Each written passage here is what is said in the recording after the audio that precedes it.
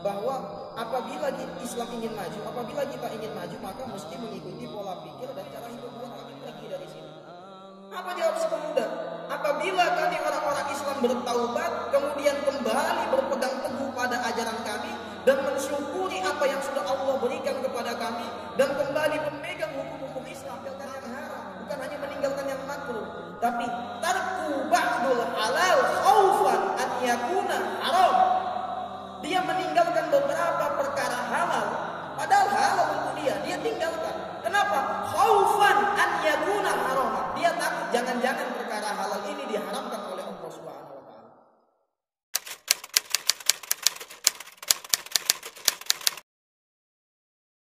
Pola dan cara berpikir yang demikian ini mesti cepat-cepat dihapuskan. Kenapa?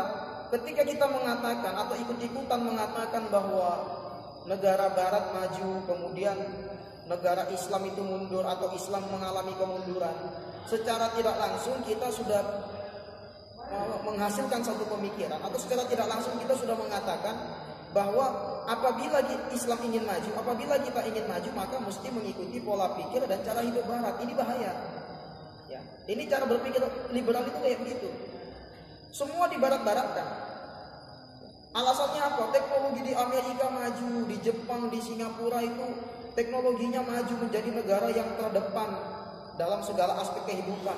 Padahal ini salah total. Kalau kita mau melihat dengan sudut pandang yang sedikit luas, menilai suatu negara atau menilai maju mundurnya suatu negara itu tidak bisa dilihat hanya dari sisi teknologinya. Singapura memang maju, Jepang memang maju, tapi itu kan hanya dari sisi teknologi. Dari sisi sosial bagaimana? Apa iya bisa dikatakan sebagai negara maju sedangkan angka kematian disebabkan bunuh diri menjadi angka tertinggi di negara tersebut? Iya kan? Oh, negaranya bersih, lebih menjalankan ajaran-ajaran Islam, walaupun mereka tidak Islam, tapi ajaran yang mereka jalani dalam kehidupan sehari-harinya itu adalah ajaran yang Islami sekali. Karena di Islam dikatakan an-nazafatu minal iman, at-tahuru satrul iman dan lain sebagainya. Kita jangan melihat dari nilai yang fisik saja. Menilai Islam atau cara pandang Islam dalam menilai sesuatu itu tidak hanya melihat sesuatu yang fisik, tapi juga harus menilai dari sesuatu yang non materi atau metafisik gitu. Ya. Makanya Islam itu kalau menilai sesuatu di balik semua fenomena, maka dia juga harus melihat nomena yang menjadi penyebab terjadinya fenomena tersebut. Kalau seandainya fenomena itu berkenaan dengan sesuatu yang fisik, maka nomena ini menyangkut perkara metafisik. Anak nakal itu fenomena. Ya. Jangan kita katakan dia nakal karena disebabkan oleh lingkungan, jangan.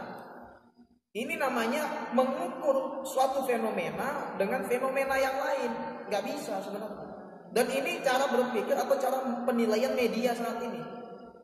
Ketika melihat satu fenomena, mestinya kita lihat ada nomena apa yang disembunyikan.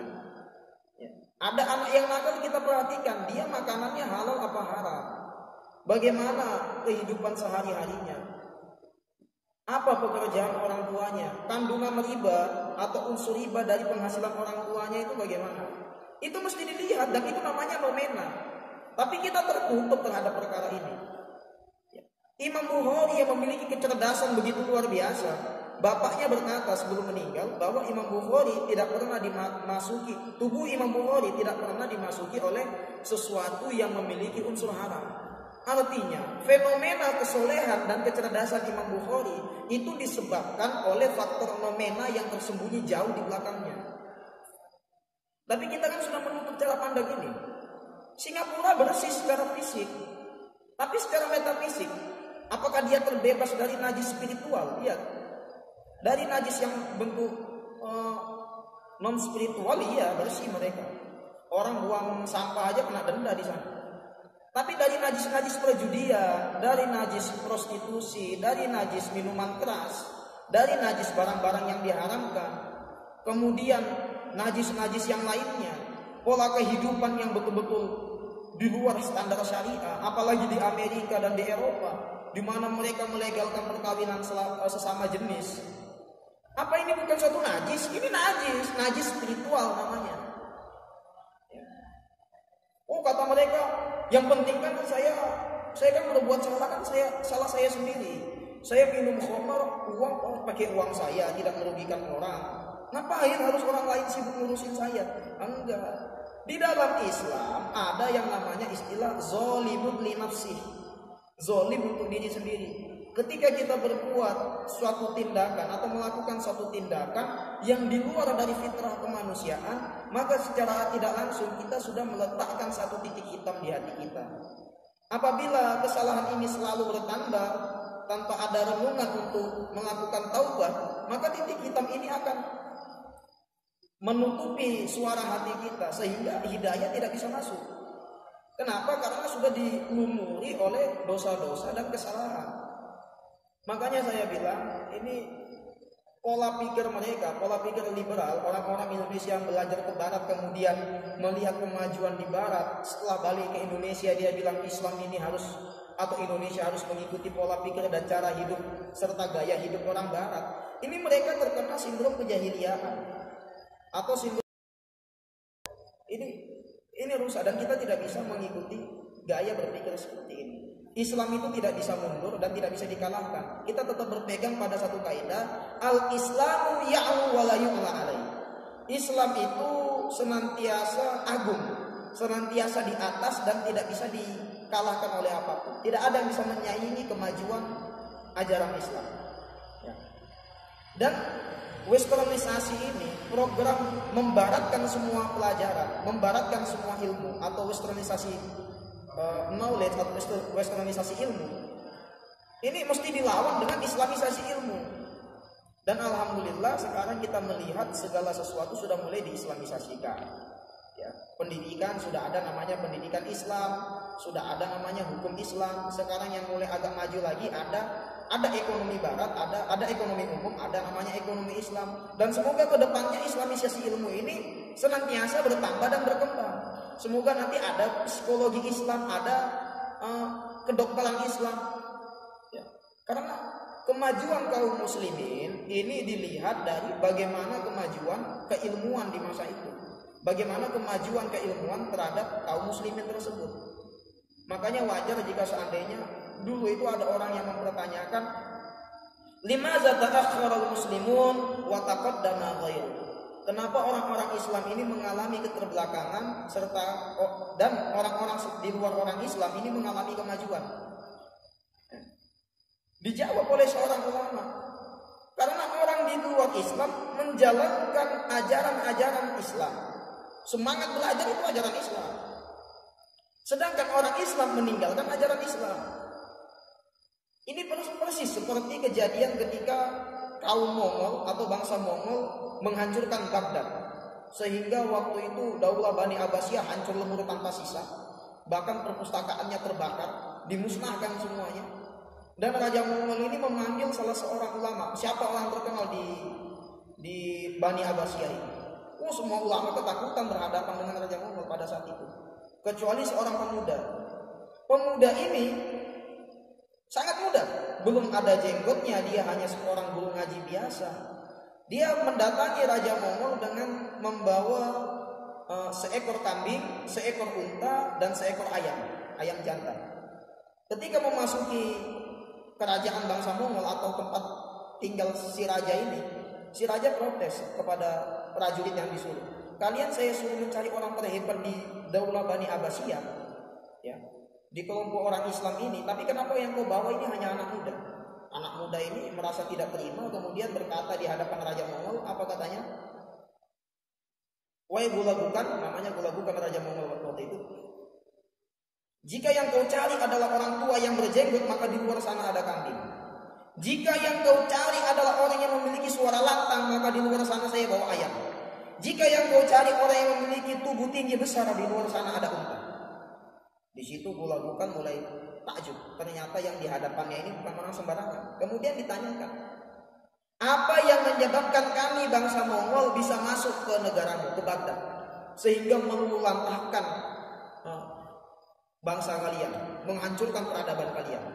Apa kata pemuda ini? Kamu jangan bangga. Kalian Mongol bisa menginjakkan kaki di Baghdad, bisa menghancurkan Daulah Bani Abbasiyah, itu bukan karena kalian hebat. tapi karena kami meninggalkan ajaran kami. Ya, makanya Allah kirim kamu untuk memberi peringatan kepada kami. Kaget ini si pimpinan Mongol itu. Ya, orang tertinggi bangsa Mongol pada saat itu. Kemudian dia bertanya, lalu apa yang bisa membuat kami pergi dari sini? Apa jawab si pemuda? Apabila kami orang-orang Islam bertaubat, kemudian kembali berpegang teguh pada ajaran kami dan mensyukuri apa yang sudah Allah berikan kepada kami dan kembali memegang hukum-hukum Islam, maka kau akan pergi dari sini.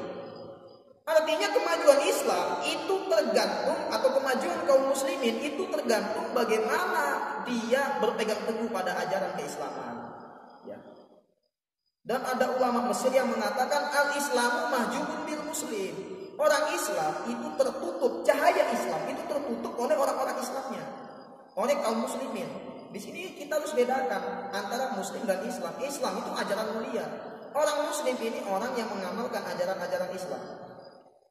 Dan Islam ini ada beberapa tingkatan. Ya. Yang paling dasar ini namanya al-Islamu dalam bentuk Islam fisik. Syahadat itu diucapkan, sholat itu bentuk perbuatan, zakat bentuk perbuatan, puasa dan lain sebagainya. Ini Islam fisik.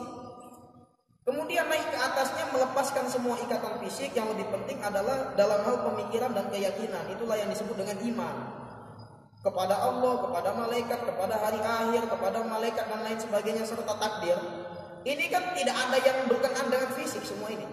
Ya, keimanan itu berbicara tentang rasa dan pemikiran. Ya, pemikiran, perasaan dan pemikiran. Kemudian naik di atasnya yaitu berislam dengan cara ihsan. Berislam menurut tingkatan ihsan. Ini yang paling tinggi. Ini merupakan perpaduan dari keislaman dan keimanan. Ya, ihsan itu adalah bentuk perpaduan antara Islam dan iman. Itu ihsan. Dia sudah nggak bicara lagi tentang perkara-perkara yang diwajibkan. Dia sudah nggak berbicara tentang itu. Tapi dia lebih kepada efek dari apa yang diperintahkan. Dia nggak berbicara tentang musuhnya sholat. Tapi yang dia bicarakan atau yang masuk kepada tingkatan ihsan adalah apa efek yang ditimbulkan dari sholat. Sholat itu puncaknya bukan pada khusyuk, bukan. Tapi puncak dari sholat, apakah sholat itu mampu mencegah seseorang dari perbuatan mungkar? Apakah sholat itu bisa mencegah seseorang dari kemaksiatan? Itu puncak. Dan ini cara pandang orang yang sudah sampai pada tingkatan ihsan. Makanya ketika Rasul ditanya oleh Jibril apa itu ihsan, kata Rasul, anta abudallah ka'annaka tarah fa in lam takun tarah fa innahu yarah. Engkau berjalan, engkau beribadah atau dalam kehidupanmu itu seakan-akan engkau melihat Allah. Dan apabila engkau tidak bisa melihat Allah, engkau harus yakin bahwa Allah itu melihat segala tindakanmu. Makanya orang yang berihsan ini, sholatnya bukan hanya sholat 5 waktu, tapi segala nafas yang ada dalam kehidupannya adalah sholat. Makanya dia nggak mau melakukan yang haram. Ya. Orang yang sampai pada tingkatan ihsan menganggap semua langkah kakinya adalah sholat, sehingga dia takut untuk bermaksiat kepada Allah. Orang sholat itu kan berhadapan dengan Allah. Makanya ketika sholat itu makan nggak boleh, minum nggak boleh, berbicara nggak boleh, karena sedang berhadapan dengan Allah. Ya. Tapi kalau kita mengartikan sholat itu hanya muftatahatun bitakbir, kemudian muftatamatun bitaslim, yang dibuka dengan takbir dan ditutup dengan salam, maka ini cara sholatnya orang yang masih pada tingkatan derajat muslim, bukan muhsin. Muhsin itu nggak gitu. Kita menganggap perjalanan kita ini semuanya sholat, sehingga ya orang sholat itu nggak mungkin. Jangankan melakukan yang haram, yang halal saja bisa haram. Gitu. Makanya tingkatan ihsan ini disebutkan laisa tarkul haram, wa laisa tarkul makruh. Dia bukan hanya meninggalkan yang haram, bukan hanya meninggalkan yang makruh, tapi tarku ba'dul halal khaufan an yakuna haram.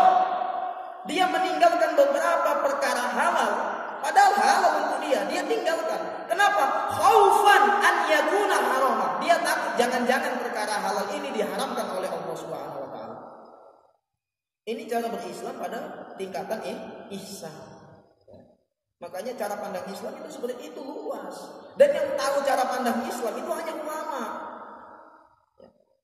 Ini sebagian orang sekarang banyak menilai, apa ulama itu, dia berpikir, saya juga bisa berpikir. Dia berpendapat, saya bisa berpendapat. Dia berfatwa, saya juga bisa berfatwa. Dengan seenaknya menilai ulama, enggak bisa. kita mau menilai ulama itu paling tidak kalau kita mau menilai ulama itu kita memiliki alat berpikir yang mereka punya.